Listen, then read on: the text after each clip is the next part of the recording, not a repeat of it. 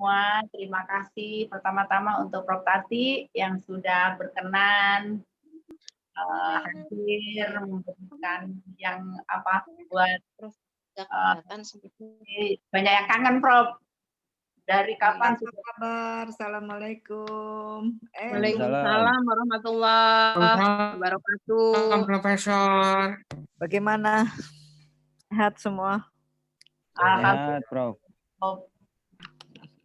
Ayo yang mau absen dulu, mumpung ketemu Prof. Nggak usah absen lah. Pak siapa? Angel Tama. Itu Ya, Alex. Prof. Alex. Itu Pak Alex. Ini Pak Alex. Oh, Ya. itu tulisannya Angel Tama soalnya, jadi susah Ya. saya bingung. Kalau pinjem ganti itu nama. Iya, Iya. pinjam Prof, punya anak. Nama anak katanya suruh dibikin akunnya atas nama saya, katanya ya saya bikinin. Tapi kan itu tinggal gampang Pak, tinggal diklik itu di atas tuh kan Nanti ada titik 3. Takutnya di Mama Muda ntar bilang itu siapa Angel Tama, bingung. Jadi nggak merapat Mama Mudanya. Nggak berani tanya dia. Iya. Terus siapa nih? Sehat ya Prof ya? Alhamdulillah. Ya mesti sehat lah, semua mesti sehat. Amin. Ya, Gimana? betul. Ada yang bisa saya bantu atau bisa saya bantu cari solusinya bagaimana gitu? Itu di Pak Yakob banyak sekali Prof titipan pertanyaan, mungkin Pak Yakob bisa Silahkan. Iya, baik. Profesor, ini ada 10 pertanyaan dari 10 teman kita di grup cancer. Oh ya. Dari leher kepala. Yang pertama pertanyaannya adalah efek radiasi pasca 1 tahun, tulang gigi bolong dan gigi goyang, penyebabnya apakah karena pengaruh sinar atau pengaruh mulut kering sehingga bakteri kuman hidup dan dapat merusak gigi? Itu pertanyaan yang pertama. Saya jawab dulu ya biar nggak lupa ya. Benar. Jawab satu-satu. Jadi memang kalau diradiasi itu, jadi oleh karena itu kenapa kalau kita mau diradiasi kan seringkali kalau pasien saya biasanya pasti hampir semuanya saya akan kirim ke gigi untuk dilakukan coating dengan fluor. Nah, karena untuk mencegah supaya radiasi itu efeknya terhadap gigi dicegah semaksimal mungkin sehingga tidak merusak gigi. Dan coating itu harus diulang kalau nggak salah 6 bulan sekali gitu loh. Nah, karena memang ada efek dari radiasi terhadap gigi. Jadi gigi itu menjadi lebih rapuh. Itulah sebabnya kenapa kita prevensi mencegah kerapuhan itu dengan mengcoating gigi dengan fluor dosis tinggi. Memang benar itu adalah salah satunya karena radiasi. Dulu pada waktu saya ada pasien nasofaring yang panas, nanti saya buka dulu deh, bentar. Ada pasien nasofaring yang survive udah berapa ya, udah 15 tahun apa gitu ya. Memang kasihan giginya tuh hancur. Ya, tapi memang itu adalah salah satu resiko yang harus dia bisa survive beberapa belas tahun kan karena juga pengobatan yang kita berikan. Ya, memang itu adalah harga yang harus dibayar gitu, bahwa giginya memang menjadi rapuh gitu loh Pak Yakob. Oke, baik. Pertanyaan kedua, dokter, apakah bedanya KNF metas ke tulang dengan kanker tulang? Apakah pengobatannya berbeda? Lalu bagaimana bentuk pengobatannya? Ya, kalau kalau apapun juga, jadi tumor di tulang itu bisa 2 macam. Bisa yang disebut sebagai tumor tulang primer. Tumor tulang primer itu misalnya osteosarkom, kemudian Ewing sarkom. Ada memang tumor-tumor tulang primer. Tapi ada juga kanker jadi kan intinya kan adalah bahwa kanker itu bisa menyebar.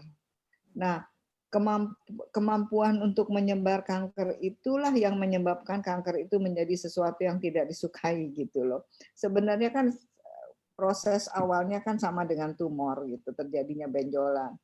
Nah, bedanya kanker itu mempunyai kemampuan untuk hidup di tempat lain. Makanya saya selalu bilang bahwa kan nggak semua orang bisa hidup di tempat lain gitu kan ya, tapi kanker ini luar biasa, di mananya dia bisa hidup. Tapi yang terutama yang paling disukai itu adalah paru, liver, tulang.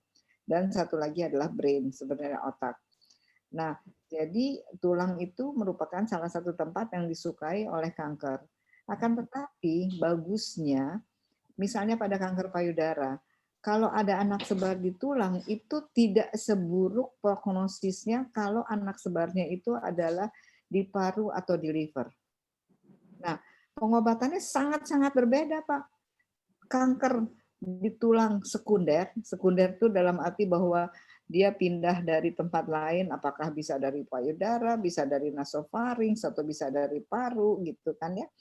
Dan kanker primer tulang itu pengobatannya sangat berbeda. Kalau kanker di anak sebar di tulang, maka salah satu pengobatan yang terpilih adalah dengan radiasi. Jadi misalnya kanker nasofaring, ada anak sebar di tulang, misalnya di tulang sini atau di tulang belakang gitu, maka treatment of choice-nya salah satunya adalah radioterapi, di mana radioterapi itu akan mengurangi rasa sakit, dan yang dua akan mengeraskan tulang, sehingga kan kalau tulang kena kanker kan seperti kayak kayu kayak kena rayap, Pak, jadi keropos gitu. Jadi misalnya tulang belakang kena kanker, dia jadi keropos karena dia menyangga berat, jadi mudah krek gitu loh, mudah ngejepret gitu ya kan, namanya kompresi fraktur. Nah, salah satunya tugas dari radiasi adalah mengurangi rasa sakit, menguatkan tulang dan membunuh sel kanker yang ada di situ gitu loh. Akan tetapi bukan berarti kalau misalnya kanker nasofaring ada anak sebar di tulang gitu ya kan. Mudah-mudahan sih enggak ya, mudah-mudahan semua enggak, insya Allah sih enggak. Saya selalu berdoa buat semua pasien-pasien saya bahwa misalnya setelah 2 tahun pengobatan kanker nasofaring, tahu-tahu di bone scan control ada anak sebar di tulang gitu ya kan. Memang yang di tulangnya bisa disinar, akan tetapi dia kan jalan ke tulang itu nggak menclok kan, dia jalan ke tulang harus lewat sesuatu kan, ada darasnya. Darasnya itu apa? Pembuluh darah kan. Oleh karena itu tetap dianggap bahwa kalau ada anak sebar di tulang, walaupun prognosisnya tidak seburuk kalau ada anak sebar di paru atau di liver, apalagi di brain, akan tetapi tetap harus mendapatkan kemo untuk membunuh yang tempat-tempat. Dia kan kalau jalan di darah kan pasti mampir kanan, mampir kiri gitu ya kan. Nah, supaya jangan di tempat-tempat itu dia tumbuh gitu loh. Nah, sedangkan kanker tulang itu pengobatan utamanya adalah diberikan kemo, namanya kemo neoadjuvan, kemudian dilakukan operasi. Sedangkan anak sebar di tulang itu tidak dilakukan operasi. Jadi pengobatannya adalah radiasi dan kemo. Begitu, Pak. Oke. Baik, pertanyaan selanjutnya. Barangkali yang lain ada yang mau komen gitu di pertanyaan itu silakan. Boleh, di komen dulu. Ya, silakan mau komen dulu siapa? Ibu Sri, silakan mau komen. Prof, jadi kalau tulang primer nggak perlu radiasi ya, Prof? Cuma angkat sama kemo. Justru dia peran radiasi pada kanker tulang tidak terlalu banyak. Oh. Jadi biasanya justru di kemo dulu sampai tumornya. Kalau zaman dulu tumor tulang, primer tulang itu kan langsung dibabat kan, diputus kan. Nah, sekarang itu tidak, dengan dilakukan kemo sehingga bisa dilakukan preserve surgery. Jadi operasi untuk menyelamatkan tulang tersebut. Kalau pada saat operasi ditemukan ada daerah-daerah, operatornya nggak yakin gitu loh, bersih atau tidak. Biasanya kan operator itu kan punya feeling ini bersih atau tidak. Kecuali di samping juga diperiksa di patologi. Jadi kalau operasi kanker kan ujung-ujungnya ditandain, kemudian dipotongin gitu, di PA, kemudian dilihat kan ujungnya tuh positif atau tidak. atau close margin. Close margin itu kalau batas antara ujung dengan adanya kanker itu tidak lebih dari 5 mili. Nah, kalau ada close margin atau apalagi kalau positif margin. Kalau margin kan tandanya di sininya positif dong, yang ketinggalan di badan ya kan. Nah, itu maka diberikan radiasi. Tapi kalau tidak. Kalau kanker anak sebar di tulang itu pasti akan diradiasi. Ya, ya, Prof. Jadi setiap pengobatan kanker itu kan berbeda, tergantung situasi, kondisi, asal dan stadiumnya. Iya, iya. Terima kasih, Prof. Mungkin ada yang mau tanya langsung selain yang sudah dititik Pak Yakob? Silakan. Kalau enggak lanjut dulu Pak Yakob, ada 10 nih. Iya, ya, baik. Tanya. Prof. Ya. Ya. Pak Togi baru masuk, Pak Togi. Sorry Prof, terlambat Prof. Tadi baru nyampe dari Bogor. Prof, sebenarnya gini, ada dua ini yang saya mau tahu. Mumpung saya ingat. Jadi tolong bapak-bapak, ibu-ibu yang habis radiasi di daerah leher dan kepala ke dokter gigi deh, di coating deh giginya. Biar dan itu lakukan 6 bulan sekali. Di RSCM, sudah, Dok. Di poliklinik umum tadi ada yang ngeluh soalnya. Di RSCM, di poliklinik umum mereka sudah bisa melayani coating gigi. Kalau bayar kan mahal sekali. Kalau nggak salah 1 gigi itu berapa gitu. Saya juga suka kaget. Wah, mahal banget. Tapi saya bicara sama dokter gigi di poliklinik umum gitu, dan itu sudah bisa dilayani gitu dengan ya, saya nggak tahu sudah di cover BPJS atau tidak, tapi at least dengan harga yang pantas lah gitu. Baik, ya, silakan Pak Togi, mumpung ingat. Ya, makasih Prof. Saya udah di coating Prof. Kebetulan di rumah juga ada klinik gigi Prof. Jadi bisa sambil. Ya. Katanya yang jadi masalah tuh obatnya ya Pak Togi ya. Obatnya coating itu nggak semuanya ada ya? KW-KW Dok. Ada yang bagus, ada yang enggak. Oh gitu, ya. Oke. Itu off the record loh Dok. Ya, jadi gini Dok. Kan masalahnya tulang saya, bukan gigi ya Dok, bolong. Tulang itu yang bolong. Pertanyaannya, apakah itu gara-gara sudut sinarnya itu kena ke tulang? Saya udah 1 tahun yang lalu ya, Prof. Jadi terakhir saya sinar itu 4 Oktober 2019. Nah, sementara di bedah mulut. Nasofaring. Saya nasofaring. Nah, di bedah mulut, bilang begini Dok, di spesialis bedah mulut, bahwa bukan sinar itu penyebabnya. Penyebabnya adalah karena mulut kita kering, bakteri memang tumbuh, jadi dia cepat merusak tulang itu jadi bolong. Nah, 2 hal ini kan bertolak belakang Dok. Kalau memang gara-gara sinar itu, saya mau bilang apa? Sudah given kan?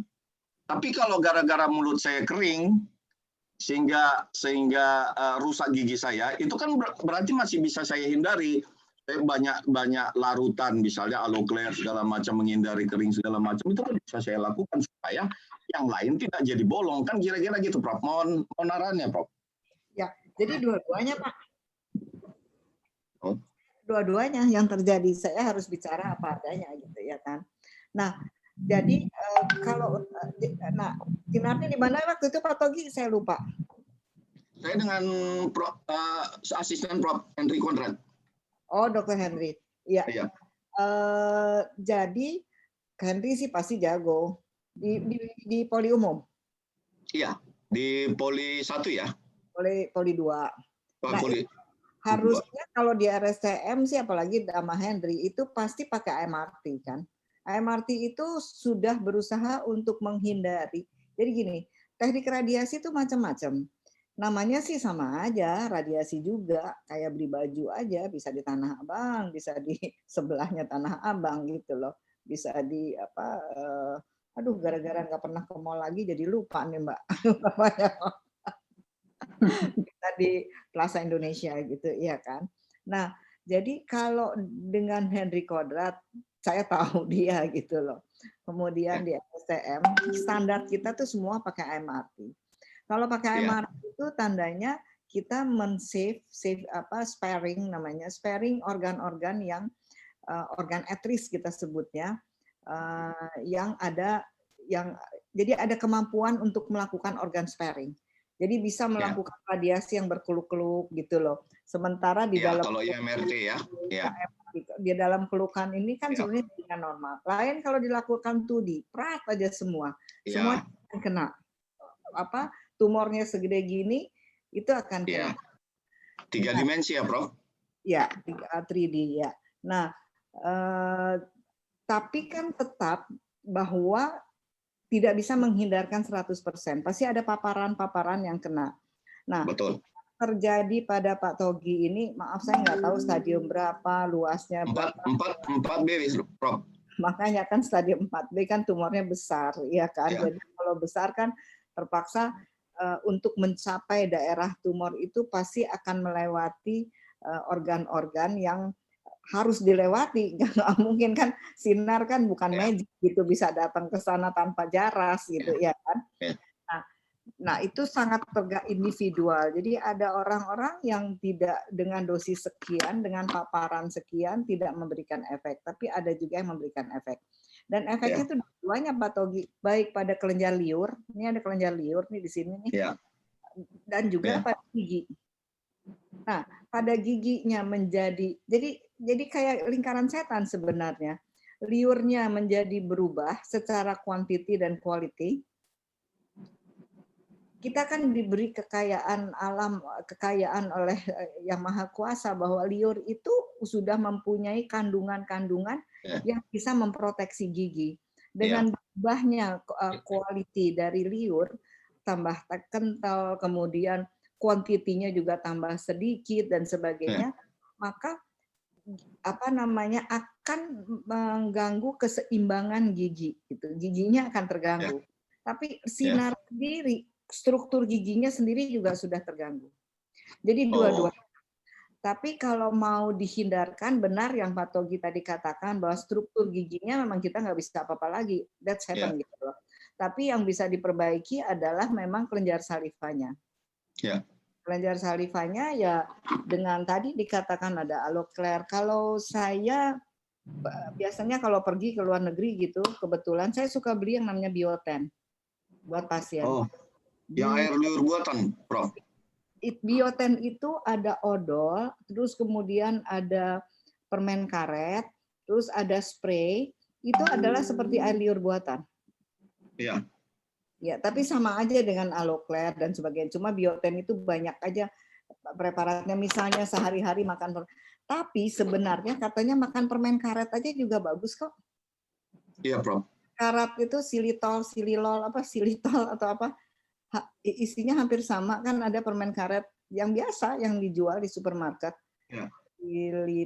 Silitol ya Mbak Sri, apa sih namanya? Lupa, Prof. Pokoknya yang silitol, Prof. Silitol. Nah itu aja. Jadi tolong semua pasien yang bekas sinar nasofaring sekarang beli silitol, pakai permen silitol. Minimal itu akan akan menambah produksi. Jadi kan gini, kelenjar saliva kan misalnya segede gini. Sebagiannya udah kena radiasi. Kan ada bagian yang masih sehat kan, pasti nggak mungkin kena semua, apalagi dengan MRT gitu ya kan. Nah, bagian yang sehat ini supaya bisa kayak hipertrofi gitu, membangun kembali untuk memenuhi kebutuhan saliva dengan kualitas dan kuantitas yang baik. Kalau saya suka pasien saya suka bilang begini, tolong sering-sering makan jeruk yang menyebabkan keluar air liur. Kan suka tuh ada makanan-makanan tertentu yang air liur kita keluar gitu kan ya. Nah, diingat itu apa? Nah, makan hal-hal seperti itu supaya kelenjar yang masih sehat itu bisa terus gitu. Katakan orang gini deh, orang lumpuh gitu ya kan karena stroke. Obatnya apa sih? Kan obatnya adalah fisioterapi. Fisioterapi itu apa? Membangkitkan sesuatu yang masih tersisa dari yang rusak sehingga bisa mengkompensasi seperti itu loh. Ya, jadi satu-satunya seperti itu. Dan kalau pengalaman saya, itu pasien-pasien yang muda, yang lebih muda gitu kenanya, itu recovery-nya lebih baik loh. Oh ya, amin. Mudah-mudahan aja Pak Togi nanti 2-3 tahun lagi bisa lebih recover gitu loh. Ya, amin. Ya. Makasih, Prof. Makasih. Ada lagi pertanyaan? Silakan Pak Yakub. Oke, pertanyaan selanjutnya. Saya sudah selesai kemo di 2017, tetapi sampai sekarang mulut masih kaku dan sudah ke panti rehab. Panti rehab juga sudah melakukan tindakan sedemikian rupa dan tindakannya diminta untuk operasi karena memang mulutnya tidak bisa buka lebar. Yang kedua, sampai sekarang seluruh tubuh masih suka gatal-gatal. Itu apakah efek kemo dan sinar yang masih ada atau bagaimana, dokter? Jadi pernah di kemo, pernah di sinar gitu? Ya, sudah selesai di 2017, sinar 33 kali, kemonya 11 kali. Yang pasti kalau efek sinar itu sifatnya lokal. Jadi yang tadi Pak Togi ceritakan, saya bisa berkomentar karena memang itu efeknya di daerah lokal ini. Walaupun 2 tahun, 3 tahun kemudian masih ada, tapi lokal. Jadi yang pasti gatal-gatal itu bukan karena sinar gitu ya kan. Terus kemudian yang dibilang rahangnya apanya ya kaku ya. Ininya TMG-nya. Joinnya yang kaku atau di mana sinarnya. Jadi banyak nih pertanyaannya kembali. Jadi sinar, tadi kan saya udah bilang bahwa sinar itu sangat tergantung pada teknik gitu ya kan.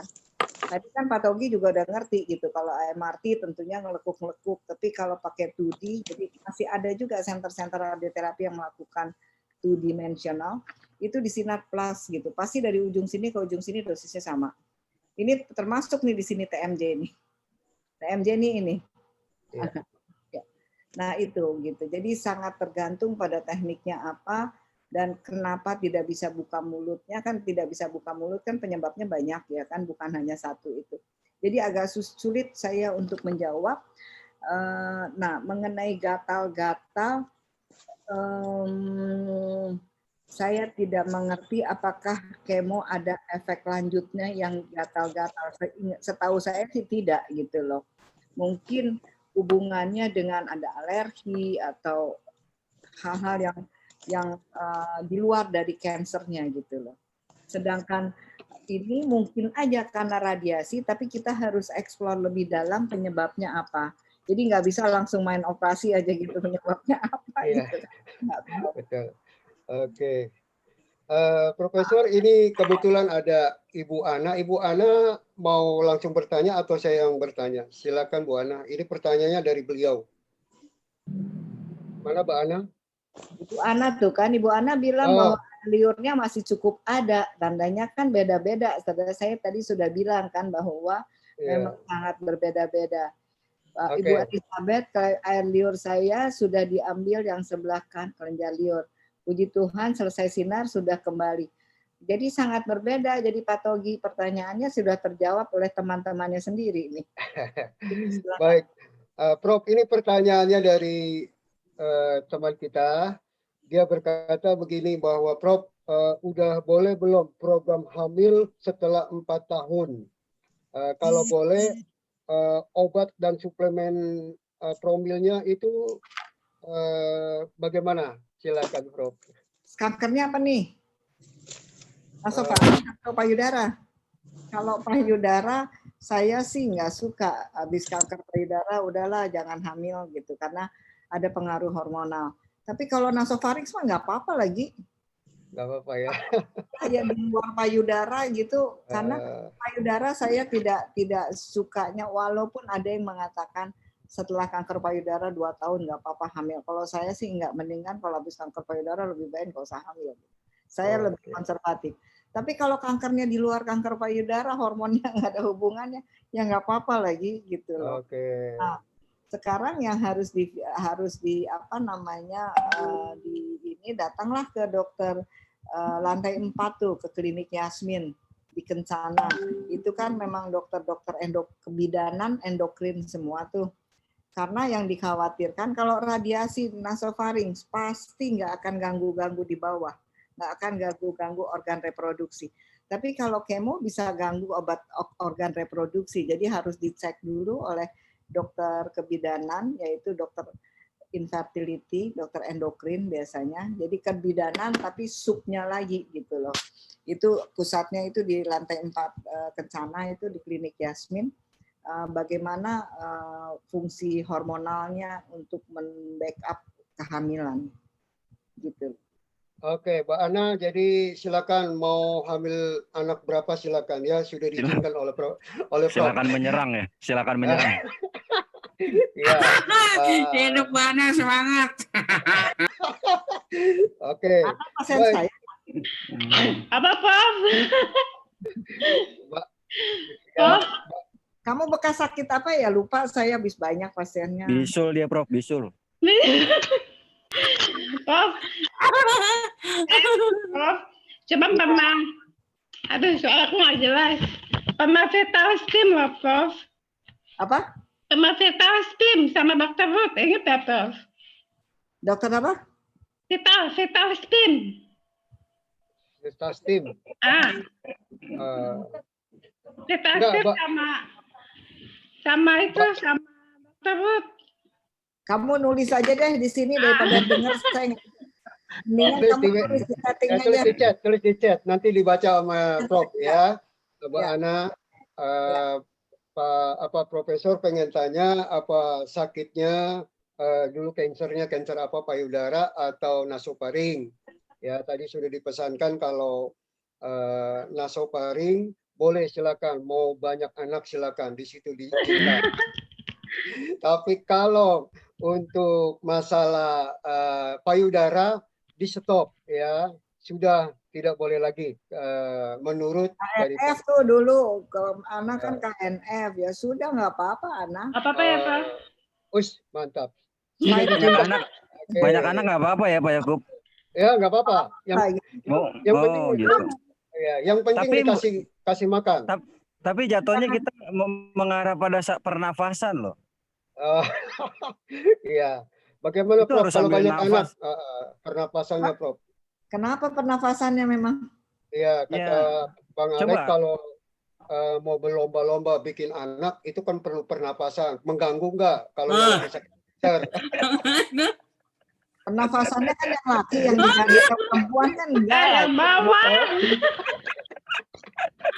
Aku ada bawang. Iklan Prof, iklan. Ketawa tuh meningkatkan imun sistem, bagus Iya. baik buat COVID maupun buat kankernya kan. Iya, makanya kita senang ada Bang Alek Profesor. Jadi mengisi iklan-iklan kita yang lagi serius ini ya. Baik, kita lanjutkan pertanyaannya Prof. Jadi tadi sudah, sekarang pertanyaan yang kelima dari Ibu Diana ya. Kanker laring total dan KGB proses sinar sudah 23 kali. Apakah nanti ke depannya ada alat yang dapat membantu berbicara? Silakan Prof dijelaskan. Jawabannya adalah ada. Jadi itu ada rehabilitasi bicara. Sekarang kan udah canggih tuh di THT tuh, tapi saya yakin ada. Ada ya? Oke. Baik. Setelah disinar saya harus lakukan proses apa? Fisioterapi. Oh, fisioterapi. Fisioterapi penting sekali supaya lehernya bisa menjadi biasa seperti dulu lagi dan tidak bengkak dan sebagainya. Jadi untuk semua ya fisioterapi itu terus harus dilakukan ya, karena katakanlah atau jadi kebiasaan aja lah menjadi suatu behavior. Misalnya setiap pagi bangun tidur, kalau buat yang disinar di kepala ya, leher kepala, digerak-gerakan, pokoknya digerakkan semaksimal mungkin gitu loh, ya. Ya tambahannya mungkin dia sambil main TikTok boleh Pak Yakub. Bikin. Main TikTok ya boleh juga, betul. TikTok gerak-gerak leher dia. Bisa ada sindrom TikTok loh tiba-tiba begini. Oke. Prof, ini di chat ada bertanya suami saya KNF, apakah boleh makan kianboy untuk pancing air liur, Prof? Kianboy apa ya? Malah saya yang mesti nanya nih. Kianboy apa? Kianboy itu macam ini ya. Olahan asam itu manisan. Iya, olahan manisan gitu, Prof. Apa olahan manisan? Iya, biasa dijual dia ada di glodok Iya, manisan ala Chinese itu, makanan Chinese kalau nggak salah. makanan Cemilan Chinese itu. Chinese. Yang asem-asem itu Prof, yang suka buat campuran. Tahu yang kayak prawn yang dikeringin itu ya, yang ada. Iya, Betul, betul. plum, Ya, betul. Yang saya Plum, nggak tahu ada pengawetnya nggak ya? Nah, itu dia ya. Saya nggak tahu juga. Manisan mungkin dicuci dulu kali ya. Kalau kayak gitu tuh ada pengawetnya. Memang enak sih, saya juga suka. Tapi Oke. pengawetnya gini deh. Saya cuci dulu. Semua ini bukannya tidak boleh sama sekali pengawet. Sekali-sekali tuh boleh gitu. Jadi kalau makannya sekali-sekali, misalnya sebulan sekali makan 1, 2, itu sih oke gitu loh buat menghilangkan rindu. Dan tapi kalau misalnya terlalu sering makan itu ya janganlah gitu loh. Iya. Yang penting seperti itu, dibalance aja. Jadi kalau sekali-sekali makan yang ada pengawetnya ya oke-oke aja gitu. Ya. Bikinnya kayak bikin ikan asin kali.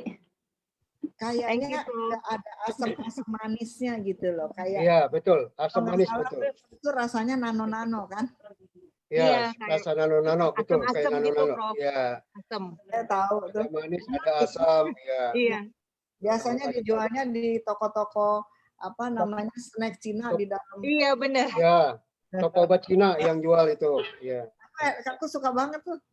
ya. Dibungkus kayak permen tapi bungkusnya kayak kertas koran. Iya, betul. Oke, Prof. Makasih. Kasih. Sudah jelas ya, Ibu Dina ya. Iya, Pak. Terima kasih. Oke. Jadi kalau memang itu tidak ada bahan Sekali boleh kimianya, Adina gitu, tapi jangan terlalu sering gitu ya. ya. Iya, Prof. Ya. Apa memang Ibu Dina lagi ngidam? Memang biasanya itu buat orang bukan, ngidam itu tuh. suami saya. Oh, saya kira Ibu Itu Dina di- yang lagi ngidam. pasiennya Iya. tuh. Mungkin karena nggak nafsu makan, kalau makan gitu jadi enak gitu rasanya ya kadang-kadang. Iya, benar, Prof. Tuh. Saya itu kan suka yang asam, Dok. Prof, waktu minggu lalu kita ketemu kan profesor kan nyarani kalau bisa yang asam-asam. Saya Iya. lupa nanya gitu. Apakah boleh? Saya nggak tahu juga apakah itu pakai pengawet. Tapi kan memang harusnya diasemkan ya, kayak prosesnya. Ya. Kebetulan saya suka yang asam-asam, cuma nanya itu apa boleh. Boleh sekali-sekali, tapi lebih bagus lagi sih kalau misalnya gedong gincu juga ada asam-asamnya gitu, tapi kan segar gitu. Ada gedong gincu, ada banyak kan apalah buah-buah segar yang agak asam, stroberi atau anggur, pokoknya yang segar lah lebih bagus gitu ya. Oke, Prof. Oke. Terima kasih. Iya. Baik, pertanyaan selanjutnya. Terapi yang bisa dilakukan untuk mengurangi efek radiasi di mulut untuk cairan lidah. Apa terapinya, Prof? Di mulut, jadi CA lidah. Cairan lidah dia. Iya. Pertama adalah higiene mulut harus bagus. Jadi harus setiap habis makan kumur. Terus kemudian jangan ada iritasi. Jadi kalau gosok gigi yang halus gitu ya kan. Jadi jangan dibikin ada luka gitu. Yang lain ya mungkin minum ya tadi makan sayur buah yang banyak atau minum vitamin C untuk memperkuat permukaan mukosa ya. Tapi nggak ada sesuatu yang spesifik yang harus dilakukan kecuali ya itu menjaga higiene mulut, kemudian jangan sampai terluka karena kan bekas radiasi pada CA lidah tergantung waktunya juga udah berapa lama radiasinya. Biasanya kan agak sangat sensitif dan sangat mudah untuk luka gitu kan. Jadi kalau dikasih gosok gigi dan sebagainya mungkin baiknya. Ada ini selama COVID ini saya jadi baru mikir selama COVID ini saya minum yang namanya Surbex-Z. Ya. Ya kan, Surbex-Z. Tahu kan tuh ada tuh saya, sebentar ya, saya ambil. Ya, kita bersyukur tanggal 28 peserta ini kita akan dapat bagian dari profesor ya. Tuh, kan Surbex. Nah, itu dia. Vitamin C-nya 750 miligram kan cukup lah, bagus. Dan zinc-nya juga bagus. Zinc-nya juga kan kita tahu kan selama COVID ini kita suruh minum zinc banyak karena memperkuat mukosa. Mukosa itu lapisan dalam, kulitnya di dalam itu namanya mukosa. Nah, untuk memperkuat mukosa sehingga si COVID itu tidak mudah hinggap di mukosa. Nah, barangkali juga buat pasien-pasien post-nasofaring itu bagus untuk minum Surbex-Z sehari 1. Gampang, di Tokopedia banyak, nggak terlalu mahal kok. Karena juga memperkuat mukosa dan juga vitamin C-nya cukup tinggi gitu loh. Ini pertanyaan di chat ya, Prof. Ibu Ana tanya, yang asam lambung boleh nggak minum? Boleh, asal habis makan. Oh, asal habis makan boleh, Ibu Ana. Ya. Baik, pertanyaan selanjutnya, Prof. Dari Hartini. Profesor, tolong saya operasi bagian leher 2019 dan lanjut radiasi 30 kali. Sampai sekarang leher masih terasa kaku. Kira-kira bisa sampai berapa lama, Prof? Tergantung fisioterapinya. Kalau fisioterapinya rajin dan cukup intens, maka akan kembali lebih cepat. Makanya tadi saya katakan kan, untuk ini kan semua banyak survivors di sini, kepala leher. Pertama adalah gigi tadi kan di coating. Yang kedua fisioterapi terus-menerus dilakukan. Itu penting sekali. Yang ketiga tadi makan permen karet, coba deh. Kita coba nanti kita ketemuan lagi 2 bulan lagi atau sebulan lagi. Terus yang makan permen karet sama yang tidak. Berbeda nggak produksi air liurnya? Iya. Kan bisa juga kita lakukan ya penelitian kecil-kecilan lah gitu, karena ada yang mengatakan bahwa yang namanya permen karet dari Bioten itu isinya nggak terlalu berbeda dengan sililol itu gitu loh. Jadi untuk merangsang dan memperbaiki produksi dari air liur. Itu aja ya. Jadi satu-satunya kalau masih kaku ya fisioterapi. Oke. Bagaimana Mbak Hartini, Ibu Pak Hartini sudah bisa terjawab? Ya, mic-nya dibuka. Iya, makasih Prof. Ya. Oke.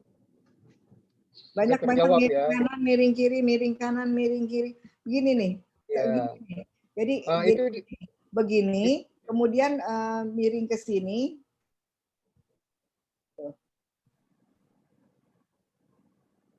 Dihitung. Jadi gini. Jadi kalau kamu miring ke sini, ininya ditarik ke sini. Terus nah kan perasa di sininya apa tegang. Nah, ditarik uratnya ya. 1 2 3 4 5 6 7 8 9 10. Terus pindah lagi ke sini. Seperti itu gitu loh. Terus aja loh. Berkali-kali lakukan secara rutin deh. Misalnya setiap di tempat tidur aja deh, bangun tidur dan mau tidur gitu loh. Iya, 2 kali berarti ya. Terima kasih. Iya. Iya. Sudah jelas ya, Ibu Hartini?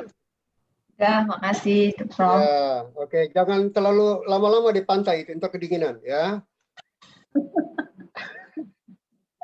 Ya, Bu Hartini itu ada di pantai dia, jadi takut terlalu dingin dia di sana. Baik, lanjut pertanyaan selanjutnya dari Bapak Pandi. Di masa pandemi ini, mohon saran untuk jadwal kontrol rutin, bagaimana baiknya, Prof?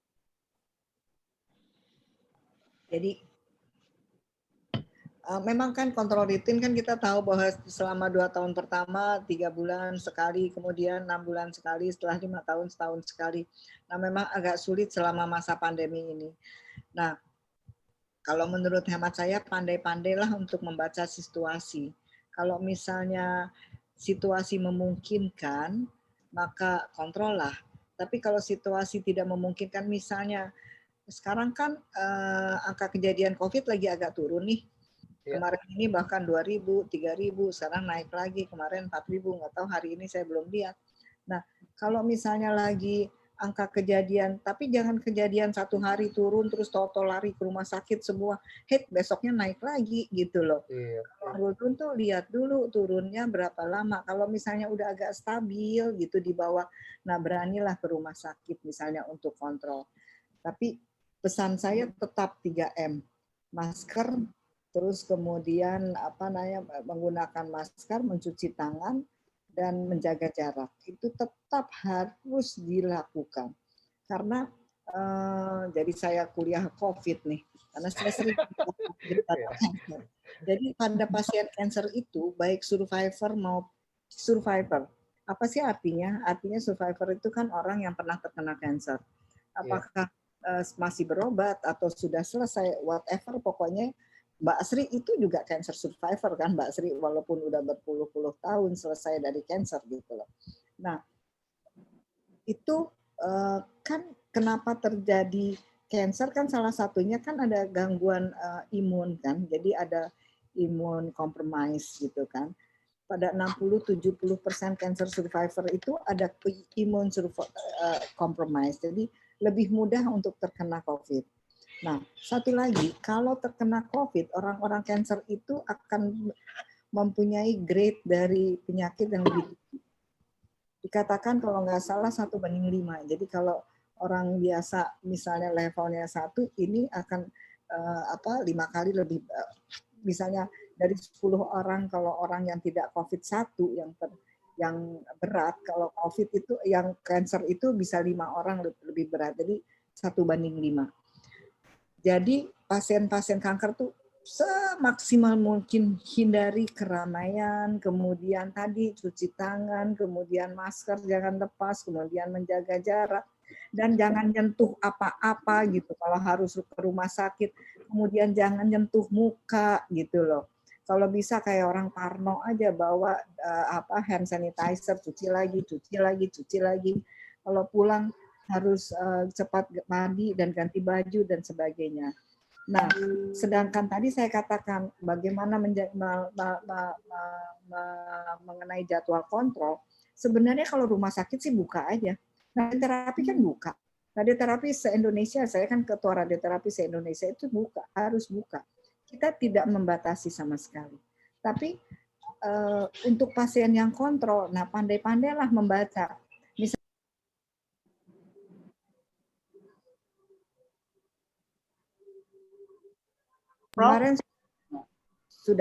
Kemarin suster saya kena positif COVID. Ternyata dia tinggal katanya di daerah Utan Kayu ya. Utan Kayu itu katanya tinggi sekali, merah sekali daerahnya.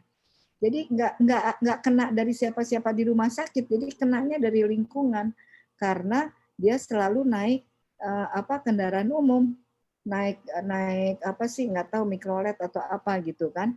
Jadi pandai-pandai membaca situasi, misalnya daerah saya bagaimana, apakah COVID-nya tinggi atau tidak, kan informasi kan semua ada. Kemudian kalau misalnya mau ke rumah sakit mana persahabatan, ya zaman sekarang mah jangan ke persahabatan lah gitu loh. Pandai-pandai seperti itu. Pilih rumah sakit lain yang misalnya mau toraks foto atau mau apa, pilih rumah sakit lain yang kita sudah selidiki bahwa daerah COVID-nya itu adalah zonasinya bagus gitu. Kalau di RSCM misalnya, itu zonasinya jelas. Jadi orang COVID itu masuknya ke Kiara, tahu kan Kiara kan? Iya. Kiara yang sebelah radioterapi itu. Nah itu semua COVID ditaruh di situ. Nah yang merah di daerah sini itu hanya IGD dan IGD Kencana. Karena kan pasien kadang-kadang datang ke situ belum tahu bahwa COVID kan. Ternyata setelah tahu COVID dipindahkan. Bahkan mindahkannya aja bukan dari dalam loh. Mindahkannya dari luar. Supaya tidak mengkontaminasi daerah di dalam yang diharapkan pasien-pasien lain aman untuk berobat seperti itu. Jadi saya tidak bisa mengatakan bagaimana harusnya kontrol. Yang pasti adalah hindari semaksimal mungkin supaya jangan terjadi COVID. Nah, satu lagi yang bisa dilakukan adalah catat nomor telepon dokternya, catat nomor telepon rumah sakitnya bagian radioterapi misalnya. catat dan lakukan telekonsultasi. Kalau saya di RSCM di Pekak itu di RCS-nya, saya setiap hari telekonsultasi. Jadi pasien-pasien bisa bertanya seperti ini gitu loh. Baik, pertanyaan selanjutnya, mumpung orangnya ada di sini, Ibu Esti dari Jombang. Ini tulisannya cukup panjang. Apa Ibu Esti mau langsung bertanya dengan Prof? Silakan. Bu Esti. Bu Esti dari Jombang. Ya, silakan Bu Esti. Langsung aja. Mic-nya dibuka, mic-nya dibuka.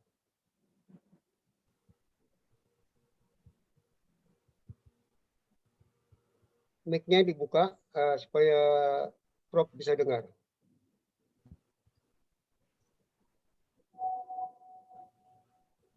Belum dibuka. Itu yang ada gambar mic yang merah dipencet. Nanti dia akan kembali bicara. Unmute-nya Mbak, kiri paling bawah. Nah, oke, sudah. Sudah. Silakan, Mbak Esti. Saya kan itu Prof 2011 operasi yang di submandibular daerah sini. Terus setelah itu kemo. Terus 2017 metas tulang yang pernah lumpuh dulu itu. Kemudian Kemudian kemo lagi sama sinar. Sekarang udah bisa jalan. Sekarang kok lehernya terasa kaku. Nggak bisa tengok kanan kiri. Sakit sekali. Ibu terakhir kontrol kapan, Bu? Maksudnya periksa kapan terakhir periksa dokter, kemudian periksa ronsen, apakah MRI atau CT, itu kapan terakhir, Bu? 2017, Dok. Harus periksa lagi, Bu. Kalau Ibu harus nih periksa lagi. Kalau misalnya di Jombang, Ibu pakai BPJS ya? Ya. Ya, minta aja untuk harus periksa check up semua, Bu. Karena kekakuan itu, kaku kanan kiri, kan coba siapa yang lehernya kaku tadi? Kan hanya kaku aja kan? Tapi kalau sakit, saya khawatir ada benjolan lagi atau ada. Intinya kalau Ibu 2017 sampai sekarang belum kontrol lagi pemeriksaan ronsen, harus kontrol dulu, Bu. Ini ada kalau misalnya benjolan di lubang telinga, Prof. Kenapa? Ada seperti kayak bisul di lubang telinga. Ada benjolan di telinga, Prof. Ya, makanya yang dulunya sakitnya apa ya, Bu ya? Karena kayaknya bukan nasofaring nih. Dulu apa ya kankernya? KNF, Prof. Apa? KNF. Oh, nasofaring, iya. Ya, dulu berobatnya di mana, Bu? Di Gombong? Di Rumah Sakit Lersael. Di mana tuh? Surabaya. Surabaya. RSAL dengan dokter IIM. Radiasinya. Dokter perempuan. Radiasinya dengan dokter Siti Fatimah. Iya, Ibu dokter Fatimah, iya itu IIM namanya. Ibu jauh ya, Bu ya ke Ibu tinggal di mana? Jombang. Di mana? Di Jombang. Jombang tuh jauh ke Surabaya? Jauh. Di rumah sakit Jombang aja, Bu, berobat, Bu, diperiksa semuanya, minta CT scan kepala, CT scan nasofaring, kemudian CT scan torak. Coba yang penting deh. Saya nggak yakin kalau bone scan ada di Jombang, tapi minimal CT scan harusnya ada. Jadi bisa dilakukan CT scan kepala, leher atau nasofaring dan CT scan toraks, coba, Bu. Saya khawatir kalau Ibu karena udah terlalu lama nggak kontrol gitu loh. Ini ada kayak benjolan, Prof. Apalagi ada benjolan, Bu. Cepat kontrol, Bu. Barangkali kita bisa masih ulang radiasi atau kemo kalau memang ada kekambuhan. Tapi harus dibuktikan dulu, satu-satunya dibuktikan, ya harus Ibu datang ke dokter. Saya tidak bisa cerita, kecuali kalau Ibu mau buka sedikit di mana telinganya. Tapi enggak lah, janganlah. Karena saya juga nggak bisa memberikan. Di mana Bu? Coba lihat. Boleh nggak lihat? Kasih lihat. Ya, Bu Esti. Ada di sini, Prof. Di dalam telinga. Bu harus kontrol, Bu. Ibu harus kontrol, Ibu. Itu ada benjolan lagi, Bu. Nggak apa-apa kalau Ibu pakai aja pakai masker yang medik atau kalau bisa yang Double. yang KN95 atau N95, kemudian pakai face shield, ya kan Bu, terus bawa hand sanitizer di kantong itu ditempelkan.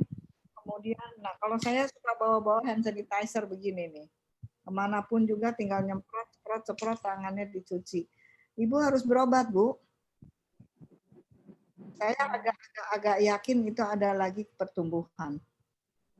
Kelamaan nggak kontrol. Ya, Bu? Iya. Ya. Ke rumah sakit Gombong aja. Nggak usah langsung ke Surabaya, ke rumah sakit Gombong aja dulu, Bu. Gombong. Tadi apa? Gombong ya, benar ya? Jombang, Prof. Jombang. Ke rumah sakit Jombang aja dulu, Bu. Nggak usah langsung ke Surabaya. Tidak dianjurkan untuk langsung datang ke Surabaya, karena Surabaya juga daerah merah. Ke Jombang aja, Bu. Oh. Ya, pakai BPJS Ya. bisa kok. Oh iya, Prof. Ya. Hari Senin itu BPJS-nya sudah diperpanjang belum rujukannya? Belum bikin. BPJS-nya maksudnya sudah nggak, BPJS dibayar sendiri atau dibayar pemerintah? Dibayar sendiri. Oh, kalau gitu, tapi bayar terus kan? Ya. Iya, bayar terus berarti rujukannya aja tinggal perpanjang rujukan dulu hari Senin aja sekalian, Mbak, dipercepat ya. Ke poli berarti. Mbak Sri dibantuin dong, diarahkan untuk berobat. Harus, Mbak Sri. Iya, kelewat nih teman-teman. Ayo, bagaimana tuh teman-temannya solidaritasnya? Bantu Ibu siapa? Ibu siapa tadi? Ibu Esti. Ayo, harus berobat. Tidak ada, kalau ini tidak ada pilihan, jadi tidak usah mikir-mikir, harus berobat. Iya. Dan nggak usah pergi ke Surabaya, datang ke rumah sakit yang terdekat aja dulu. Yang penting bisa menerima BPJS. Oh iya. Iya, Pak. Ya, Ibu Esti, tindakan dari Profesor adalah mari cepat lakukan, jangan sampai terlambat begitu ya untuk pengobatannya. Jadi segera di rumah sakit terdekat. Kalau memang Ibu Esti ada di Jombang, langsung saja pengobatan di sana dengan menggunakan BPJS, begitu kata Profesor ya. Ya. Jadi jangan terlambat ya. Baik, pertanyaan ada lagi, Bu Esti mau bertanya sebelum saya. Ada lagi? Tidak. Udah, oke. Baik. Pertanyaan selanjutnya, Prof, ini dari Lampung, Ibu Supriyati. Tadi dia sudah masuk, ternyata keluar lagi. Mungkin karena sinyalnya. Pertanyaannya adalah, saya awal ketahuan KNF itu Agustus 2018. Selesai kemo radiasi Desember 2018. Hingga saat ini telah MRI 3 kali. Hasilnya bagus semua. MRI yang ketiga pada bulan Desember 2019. Ada jadwal kontrol untuk MRI yang keempat. USG, abodemen, dan ronsen pada April 2020. Tetapi hingga saat ini saya masih takut ke Jakarta karena ada COVID. Dengan izin dari Dr. Giselle, saya USG dan CT scan dengan kontras sebagai pengganti MRI. Karena dari Rumah Sakit Ahmad yang ada di Lampung, belum ada MRI. Dan hasilnya komplit respon dengan hasil pemeriksaan yang demikian. Apakah ada pemeriksaan lagi untuk selanjutnya, Prof? Silakan. Tidak, jadi itu udah bagus sekali. Dr. Giselle udah mengarahkan. Nah, seperti ini maksud saya, Bapak-Bapak dan Ibu-Ibu sekalian. Ini sudah dilakukan oleh Dr. Giselle. Dr. Giselle itu adalah junior saya. Nah, itu dia sudah melakukan komunikasi by phone, tandanya. bahwa pasiennya sudah berkomunikasi by phone, menanyakan harusnya MRI diganti dengan CT scan dengan kontras. Jadi pada masa COVID ini tidak harus memaksakan untuk datang ke rumah sakit yang tempat dia berobat. Datang aja ke rumah sakit yang terdekat. Dan minta surat seperti itu. Kalau perlu minta surat dari dokternya. Misalnya tadi Ibu Hesti minta surat dari dokter IIM, dokter Fatimah tadi. Saya kan itu bekas murid saya. Hubungi, kalau perlu saya ada nomor HP-nya. Hubungi, minta surat untuk rujukan ke puskesmas atau ke vaskes yang terdekat. Jadi seperti yang dilakukan Ibu yang di Lampung ini bagus sekali, dia ngontak dokter Gisel bisa memberikan arahan, kemudian menggunakan BPJS dia bisa melakukan pemeriksaan maksimum yang bisa di-cover oleh BPJS, jadi USG, kemudian CT scan, kalau perlu CT scan nasofaring dilanjutkanlah sekalian aja whole body CT scan. Kalau mau kita lihat sekali setahun atau sekali 2 tahun, bolehlah dilakukan whole body, misalnya daerah nasofaringsnya, daerah toraksnya, paru-parunya bagaimana, kemudian daerah abdomen atau perut untuk lihat livernya bagaimana gitu loh. Kalau MRI itu kan hanya memang harus untuk pasien nasofarings, untuk daerah nasofarings. Kalau kan yang harus kita cek pada waktu kontrol itu kan 2, adalah kekambuhan lokal dan juga anak sebar di tempat lain. Seperti tadi saya sudah katakan, anak sebar yang paling disukai itu adalah di paru, di liver, di tulang. Sedikit ada di brain. Nah, itulah yang harus selalu, kalau untuk yang atas ini harus dilakukan 6 bulan sekali. Yang terbaik adalah MRI. Tapi yang lain ini maka bisa dilakukan setahun sekali. Kalau toraks foto, ya toraks foto saya nggak terlalu, maksudnya miss-nya terlalu besar gitu. Kalau bisa di CT scan toraks akan lebih baik. Kalau untuk abdomen, kalau bisa CT scan abdomen lebih baik. Tapi kalau tidak, ya minimal lakukan USG abdomen. Jadi untuk paru-paru minimal lakukan toraks foto, untuk abdomen, untuk liver minimal lakukan USG. Tapi kalau bisa CT scan akan lebih baik. Kalau misalnya yang mampu melakukan PET CT setahun sekali itu lebih baik lagi. Misalnya PET CT kan tarifnya berapa sih? 10 sampai 12 juta. Misalnya ada rezeki simpan setiap bulan gitu, nanti setahun PET CT, setahun PET CT. Itu bagus sekali gitu loh. Lebih yakin gitu bahwa tidak ada kekambuhan. Jadi kalau kita urutkan sensitivitas, spesifisitas dari pemeriksaan untuk mendeteksi, itu kan yang paling rendah, itu kan toraks foto, USG, itu yang paling rendah. Di atas dari itu adalah yang imaging 3D. Jadi misalnya CT scan dengan kontras atau misalnya MRI. Yang paling tinggi, yang paling sensitif itu adalah PET CT. Jadi saya tidak bisa, karena PET CT tidak dijamin oleh BPJS, saya tidak bisa menganjurkan semua PET CT harus dikerjakan karena kalau kan sangat tergantung pada keuangan masing-masing gitu ya kan. Oke? Oke. Baik, pertanyaan selanjutnya Prof. Untuk CA kelenjar parotis setelah sinar radioterapi sudah tidak minum obat. Apakah untuk kelenjar parotis memang belum ada obat yang spesifik? Bisa dijelaskan Prof? Ya, jadi memang pada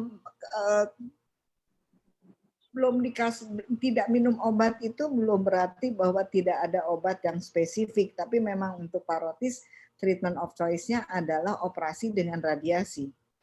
Nah, juga tergantung pada stadiumnya. Kalau memang tumornya kecil, berbatas tegas setelah dioperasi kemudian diradiasi bagus, kenapa harus minum obat gitu? Kenapa harus minum obat kanker? Kan nggak bagus, tidak gitu loh. Jadi bukan seperti misalnya pada kanker payudara itu kan ribut Herceptin dan sebagainya karena memang hormonal harus minum 5 tahun. Tidak pada kepala dan leher. Jadi apa sih yang diminum? Nah sekarang saya tanya Pak Yakub minum obat apa? Kan nggak minum obat apa-apa kan, paling-paling cuma vitamin aja kan. Betul. Jadi tidak ada obat yang perlu diminum untuk jangka panjang kalau untuk pasien kepala dan leher. Baik. Ya. Oke teman-teman, pertanyaan dari WA yang saya terima sudah sampai di situ. Oh ini ada yang terakhir, resume thread 2 grade 1, maksudnya grade apa ya Prof? Ini Bu Elizabeth CA-nya apa ya? Paroks kelenjar air liur, Prof. Apalagi grade 1 itu adalah sangat jadi kan grade-nya 1, 2, 3 gitu kan. Grade 1 itu yang paling low malignan. Jadi rendah keganasannya yang nggak perlu pakai obat gitu loh, noh. Oh iya. Dioperasi udah bersih tuh mulutnya simetris karena parotis itu sering kalau dioperasi jadi mencong kan. Ini kan tandanya operasinya bagus, tandanya saraf yang ada di situ tidak terkena. Ya sudah, sekarang apa yang harus dilakukan untuk semua yang ada di sini adalah pola hidup sehat. Ya.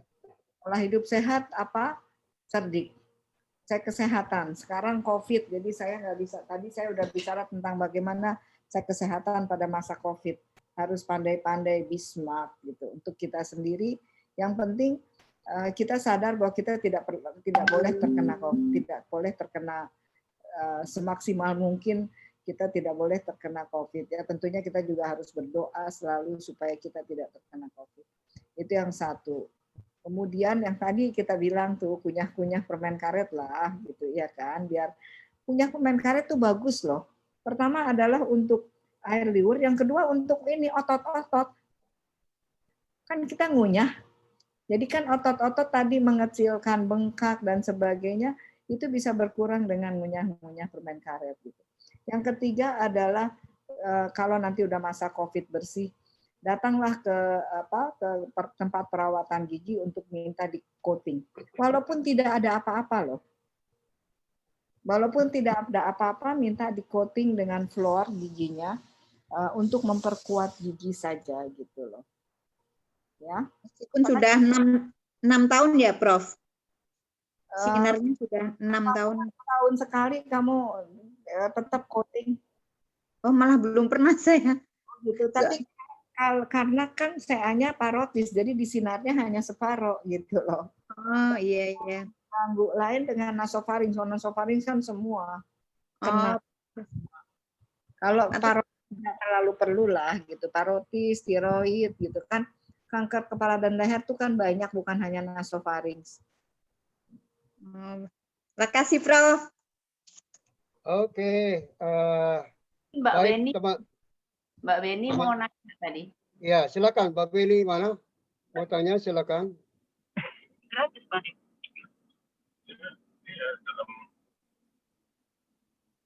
Mbak Beni. Ya. Mbak Beni mau tanya, silakan. Mic-nya dibuka, mic-nya dibuka. Itu yang sebentar, ada pertanyaan. Sekarang kalau kontrol belum tentu boleh CT scan. Harus ada keluhan baru diizinkan CT scan. Itu peraturan BPJS yang baru. Apakah ada yang merasa, saya tidak tahu bahwa ada peraturan.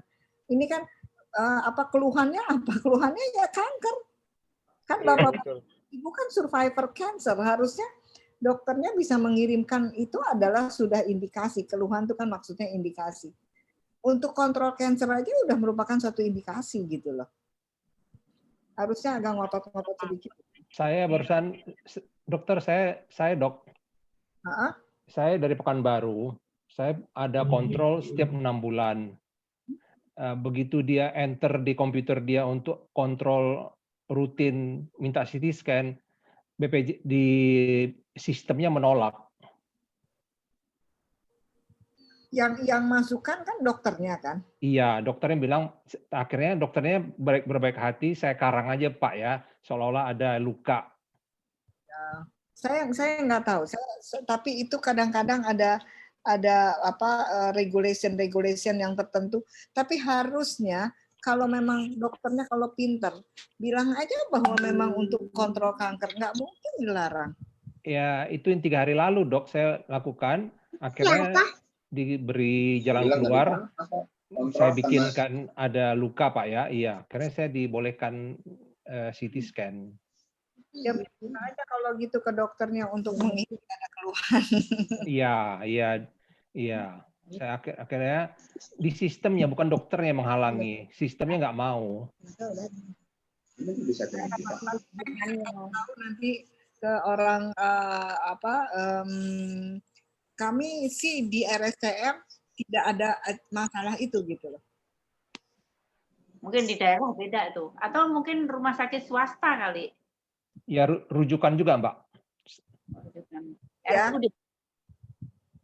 Ada nggak yang lain mengalami pengalaman serupa? Kalau ada saya tanya ke BPJS.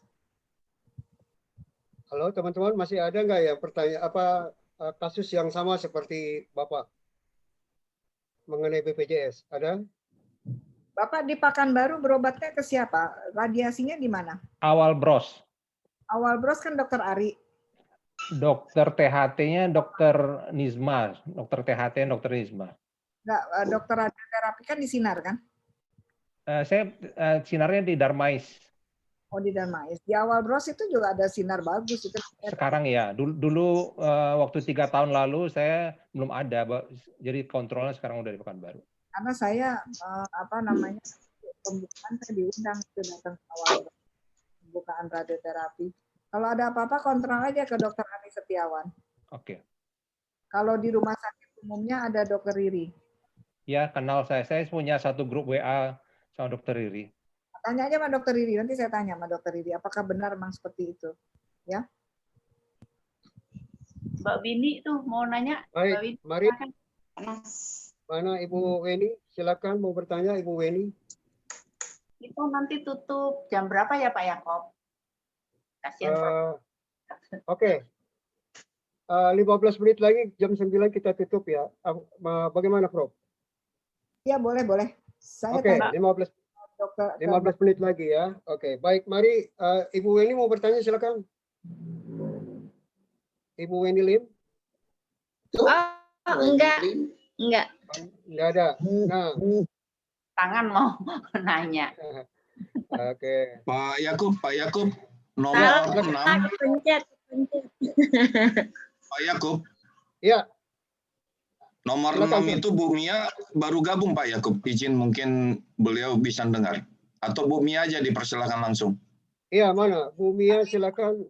Pak yang dari Pekanbaru namanya siapa? Biar saya kirim langsung ke Dokter Riri. Hari Hutagalung. Oke, Harli Hutagalung, Prof. Hari atau Hari? Hotel. Hari.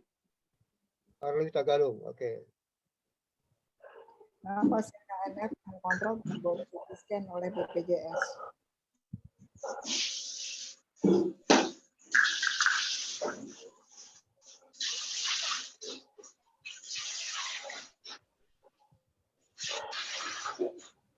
Oke, nanti saya masukkan di WhatsApp group. Baik, ada lagi? Baik, ini Ibu Mia silakan. Karena Ibu Mia tadi terlambat, mau bertanya silakan Bu Mia. Mic-nya dibuka. Mikrofonnya buka dulu. Mic-nya yang merah itu dipencet. Ya, oke, sudah. Ya, terima kasih Pak Yakob dan Pak Ogi ya. Sebenarnya saya terlambat masuk. Kalau tadi, sudah dijawab sih memang nggak masalah ya. Saya nanya ini Prof. Kan saya pasien kanker lidah di RSCM. Radiasi terakhir bulan Maret. Memang keluhannya sih hampir sama ya dengan beberapa pasien KNF lainnya. Yaitu mulut kering, kemudian gigi juga saya masih sering ngilu. Jadi kalau misalnya diterapi dengan mengunyah permen karet, itu kayaknya ngilu banget dok. Nggak bisa mengunyah permen karet ya. Kemudian juga kan saya pasang flap dok di lidah dari pipi dalam. Ini pas ke radiasi itu jadi kayak agak kaku ya, sehingga memang untuk membuka mulut itu agak berat. Apakah itu memang karena efek radiasi atau apa harus rehab medik selanjutnya? Kemudian memang kemarin saya sempat dikonsulkan juga untuk benjolan baru di leher. Sudah di MRI dan di PET. Tindakannya sih kemarin harus operasi ulang ya dok untuk KGB yang pembengkakan. Paling itu sih dok, mungkin untuk terapinya untuk mulut yang kering selain mengunyah permen karet apakah ada yang lain? Kamu pasiennya siapa? Saya kalau di radiasi sama dokter Henko. Henko kan? Henko aja. Dr. Henko untuk radiasi. Untuk onkologi atau sonar dok? Iya, ke dokter sonar. Udah bagus dua-duanya, sonar oke, Henko sangat oke. Jadi kamu udah di PET scan kan? PET scan-nya kemarin ada benjolan lagi ya, ada uptake lagi ya di belakang sini ya. Iya, Prof tadi baru sampai hasil PET scan-nya. Kasih belum kemo. Kemonya kan dokter Andika kemarin kasih oral dok. Ya. Setelah ini dikasih kemo oral 2 siklus. Mungkin sempat dibahas juga sih dok yang kemarin itu Prof yang. Makanya saya pengen tahu apakah siapa namanya mungkin Ismia. Nama saya dok Ismia. Ismia. Ya Prof, saya kemarin ikut hadir Prof di Zoom para dokter yang Prof pimpin. Pak Gofar saya. Oh ini yang Pak Gofar, iya. Iya. Sebentar, saya harus tune in dulu. Ya. Yang rapat Prof Tati pimpin, ada Prof Mutolib. Ya, kemarin tuh jadinya apa ya keputusannya? Keputusannya dilakukan PET CT scan. Ya. Terus setelah itu sudah dilakukan, Prof. Dan hari ini sudah keluar hasilnya. Cuman saya nggak bisa ngertiinnya, Dok. Nah itu harus ketemu lagi atau gimana ya, Dok? Prof ya? Oh iya. Oh ini yang adik kamu. Ada benjolan di leher, Prof. Adik kamu dokter ya? Iya. Ya yang adik saya Bu Dokter Dewi. Ya. Jadi kemarin itu kita PET, kemudian dari PET nanti kita akan tentukan lagi apa yang kita harus lakukan.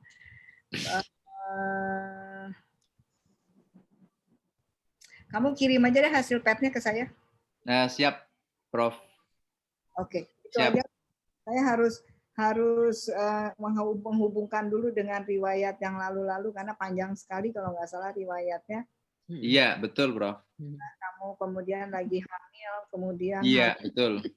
Terus panjang kan ceritanya, kemudian sekarang ada benjolan lagi di ujung situ gitu kan.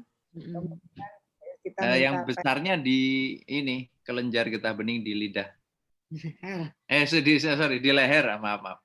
Di lehernya, kemudian dokter ya kan adalah apakah akan dioperasi atau akan dilakukan kemo gitu kan. Nah, untuk tahu bisa dioperasi atau tidak, baik-baiknya sih kamu ke dokter sonar lagi aja.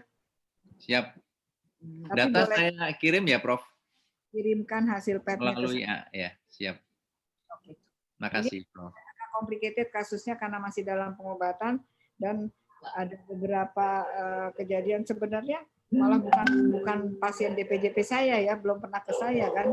Kemarin kan ke Henko kan. Di awal. Banget. Di awal sama Prof Tati. Di awal sama saya. Iya. Kita ketemu berapa kali, Prof? Kan Terus, Prof kan pasiennya banyak. Kenapa pindah ke dokter Henko?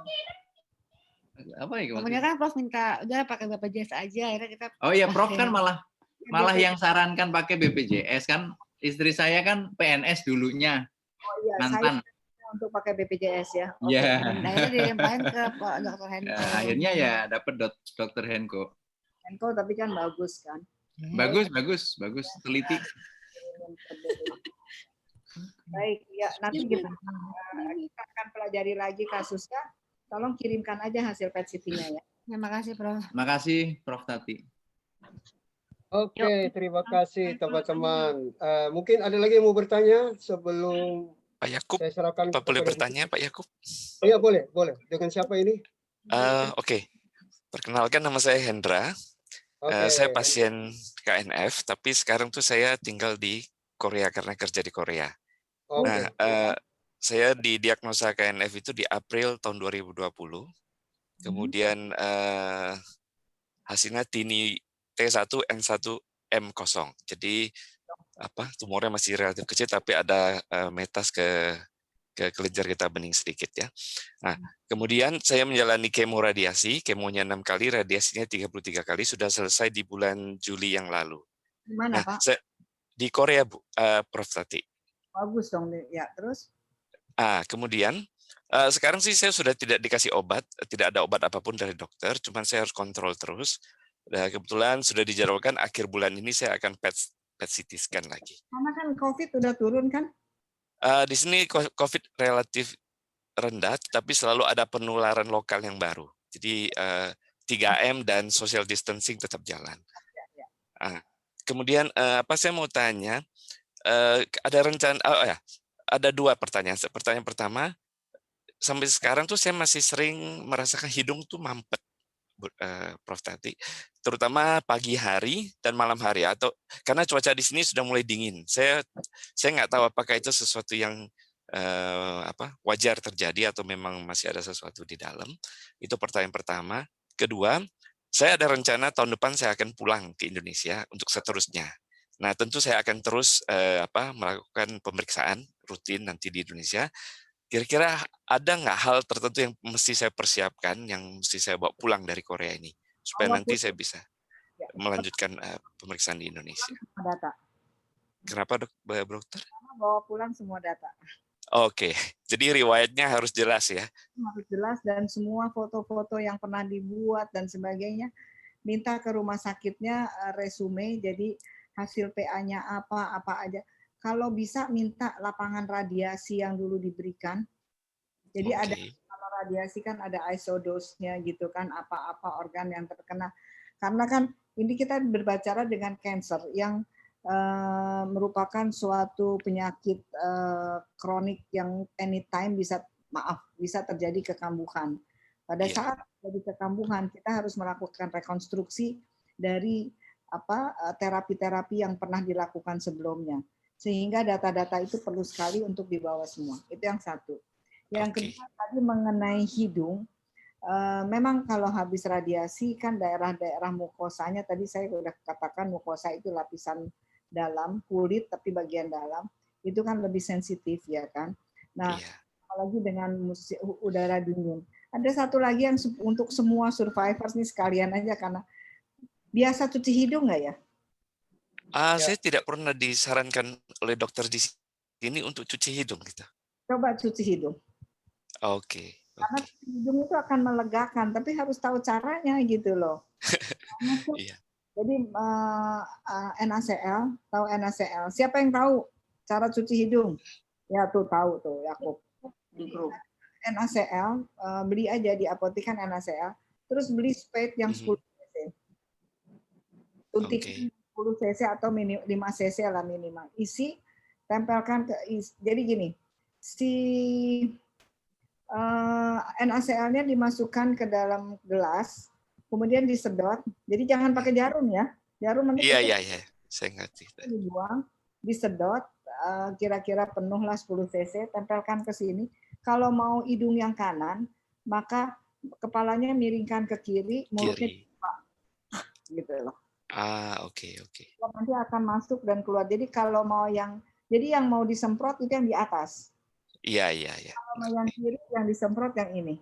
Benar nggak Pak Yakob? Benar kan Pak Yakob tuh? Pak Yakob. Tuh Pak Yakob punya, bagus. Itu bagus loh buat semua untuk dilakukan nih. Digedein tuh, benar Pak Yakob.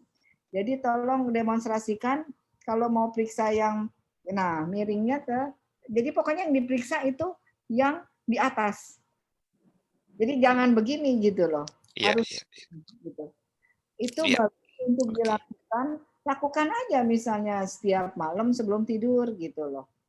Khususnya untuk pasien-pasien yang berkasih sinar dan sebagainya. Itu akan bersih sampai ke dalam-dalam, sampai ke sinus-sinus itu akan diambil. Kan kalau habis cuci hidung kan enak ya Pak Yakub ya. Rasanya lega sekali hidung gitu loh, karena saya juga ada sedikit bengkok di tengahnya sehingga saya sering juga melakukan cuci hidung, dan itu bagus dilakukan untuk semua kecuali yang masih terapi. Kalau masih terapi nanti basah-basah kemana-mana ya jangan lah, tapi kalau sudah selesai terapi itu bagus untuk dilakukan ya Pak ya. Oke, terima kasih. Kalau dengan cuci hidung itu masih mampet, coba tolong dicek diri sendiri apakah memang sebelumnya ada alergi terhadap cuaca. Sebelumnya tidak pernah sih dok, tidak pernah ada alergi terhadap cuaca. Coba deh dicuci hidung dulu Pak. Kalau cuci Oke. hidung aja ya kontrol aja ke dokter THT-nya. Oke. Oke. Iya, terima kasih Prof. Baik, waktunya tinggal 5 menit. Saya serahkan kepada Ibu Sri Suharti, ya. Mungkin ada yang mau disampaikan. Silakan Ibu Sri. Terima kasih Pak Yakob, terima kasih Prof. Wah, sudah banyak sekali ilmu malam ini. Mudah-mudahan. Tunggu sebentar, ini ada jawaban dari Pak Dr. Riri. Oh iya. Dr. Riri yang tadi dipakai. Selama ini bisa kok Prof. RSUD AA kah Prof? Apakah pasien radioterapi atau dokter THT Prof? Jadi nggak ada masalah Pak. Ini ada jawabannya tuh. Bapak ke dokter Riri aja, minta untuk formulir CT scan kalau ada masalah lagi. Bapak tadi yang dari Pekanbaru, Pak siapa tadi? Pak Hari. Pak Hari, ya. Udah off kali, udah keluar kali. Belum, masih ada dia. Pak Hari. Masih ada. Iya, masih ada. Makasih Pak Profesor, makasih. Pak Hari ke dokter Riri aja minta penjelasan, nanti dokter Riri bisa ngaturin, atau ke dokter Aris Setiawan yang tadi saya bilang. Saya ada WA grup sama dokter Riri, nanti saya tanya japri. Dokter Riri ya, oke, makasih. Ya, terima kasih Prof. Mungkin sekarang foto bersama ya, Yani. Ya, boleh. Ayo dipasang semua videonya.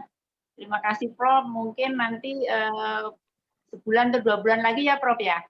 Setelah pada permen karet. Ya. Bu Agnes on fotonya, kemudian Ika belum on fotonya. Banyak yang belum on. Ayo, videonya dibuka teman-teman. Ya, dibuka biar kelihatan cantik dan gantengnya. Siapa yang foto nih? Yani atau saya bisa foto. Oh ya. Oh ya, Prof. Ya, oke Prof. Silakan. Mana dong? Udah semua belum? Ayo, udah semua belum teman-teman? Agnes belum, Ika belum. Oh itu Agnes ini Prof, dia host, dia. Rudi belum, Ika belum. Saya foto aja ya. Ya, makasih. Halaman pertama ada halaman 2. Kedua yang tadi. Leonardus Rudi, Sion Ditama, Rudi belum terbuka tapi kelihatannya oke. Nanti saya kirim di WhatsApp grup. Iya, di grup. Terima kasih Prof. Terima kasih. Selamat malam. Terima kasih. Prof. Sehat.